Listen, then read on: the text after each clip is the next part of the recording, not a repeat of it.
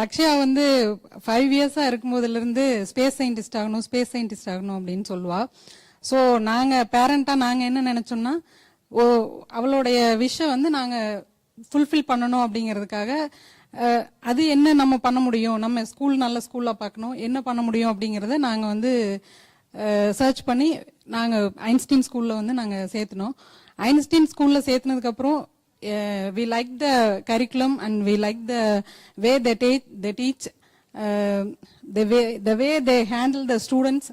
இதெல்லாம் பார்க்கும்போது வந்து எங்களுக்கு ரொம்ப பிடிச்சிருந்தது அந்த ஸ்கூலு. ஸோ அவங்க என்ன இது ஆக்டிவிட்டிஸ் எது கொண்டு வந்தாலுமே நாங்கள் லக்ஷ்யாவை அதில் சேர்த்திடுவோம். ஸோ அப்படி வந்து நாங்கள் 9th ஸ்டாண்டர்டில் சிவிகே சாரை கூட்டிகிட்டு வந்தாங்க. ஸோ அப்படிதான் நாங்கள் சிவிகே சார்கிட்ட வந்து லக்ஷ்யாவை ஜாயின் பண்ணோம். சிவிகே சார் ஒரு கிளாஸ் அட்டன் பண்ணோன்னே லக்ஷ்யா வந்து ரொம்ப எக்ஸைட் ஆகி ரொம்ப கிளாஸ் வந்து ரொம்ப பிடிச்சிருச்சு. ஸோ நாங்கள் அப்படியே கண்டினியூ பண்ண ஆரம்பிச்சிட்டோம். அதுக்கப்புறம் உல்லாஸ் சார், விஷால் சார் எல்லாரும் வந்தாங்க.